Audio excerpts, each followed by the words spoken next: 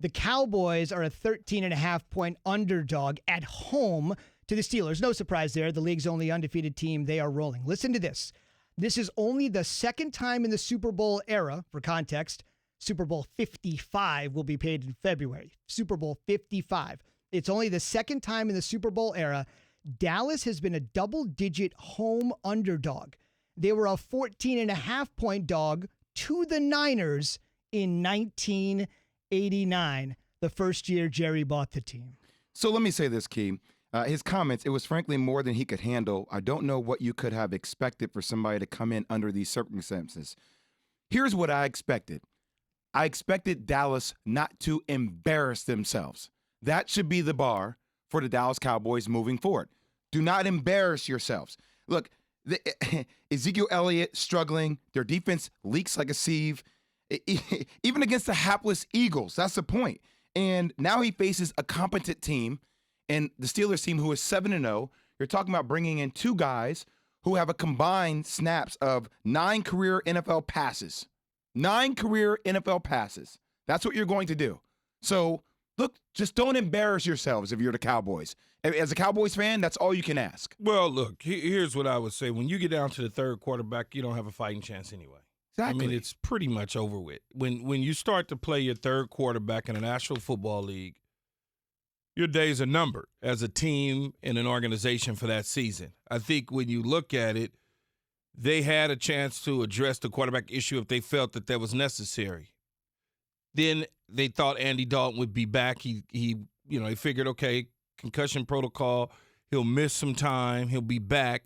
Ben DiNucci will be able to come in and kind of just ride the ship for at least a week. And then now you have the COVID situation that's come up now with Andy Dalton, where he's now placed in the COVID IR. So you don't have anything else to do with it. You go on the streets and pick up a quarterback, you might as well play the guys that you have because they're the ones who know the system. They're the ones who were with you doing training camp throughout the regular season. Now you bring in somebody else, you got to retrain their brain all over again to get them to understand the system. You're in the same place that you were before you brought them in. What's interesting is Jay mentioned the two guys, Garrett Gilbert and Cooper Rush, who have those 9 combined passes. Let's remember, Garrett Gilbert is 29 years old. So if you've been scuffling for this long, trying to make a squad nearing the age of 30, as Key says, it tells you where you are. He did play collegiately at Texas and then transferred to Southern Methodist. So the Cowboys regional scouts at least like something about him because they put their eyes on him. But Jay, on the other side of the coin, not all backups are created equal. Last year, when Ben Roethlisberger had the arm injury, Mike Tomlin had to go with Duck Hodges, and he had to go with Mason Rudolph. Not exactly Garrett Gilbert and Cooper Rush, but certainly a little bit better with regards to experience. Rudolph has started numerous games. And you might recall with those two guys who elicited confidence in absolutely nobody, they went to the final Sunday of the regular season. They needed a little bit of help.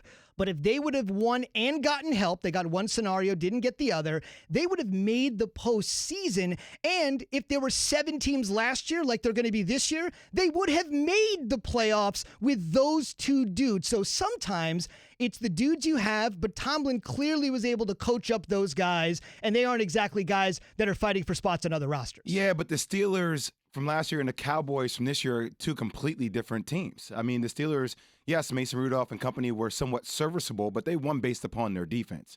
You look at the Cowboys, I mean, look, we've been having discussions from the beginning of the season about their defense, whether Mike Nolan should actually be head of the DC or not. I mean, defensive coordinator. Like, their defense is atrocious. So if your defense is atrocious, you've lost your quarterback who's the heart and soul of your team. You've then lost your backup quarterback. Now you're on to third stringers, and you got DiNucci out there still getting his head knocked off.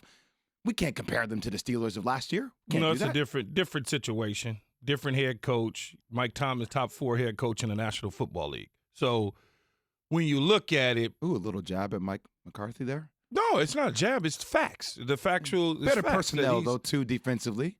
They're a better football team. So what you see from Pittsburgh, you will not see from Dallas. Period. Agreed. Fair enough. So we'll see what happens. Again, those two meeting Sunday, the Pittsburgh Steelers trying to remain the NFL's only unbeaten team. We will see what happens. I think they're safe. This week? Undefeated? No, I think they're safe. Don't worry about them. They'll be 8-0. But they are number 2. They're number 2 on Key's real rankings, correct? Key? I don't remember. When did we do that? We did it yesterday. Yesterday. I don't remember. I think you had the Chiefs number 1, which they should be. I'm just asking. I don't know. I don't remember. People should go look it up. You can find the podcast anywhere you get podcasts if you want to do it the hard way. Thanks for watching ESPN on YouTube. For live streaming sports and premium content, subscribe to ESPN Plus right now.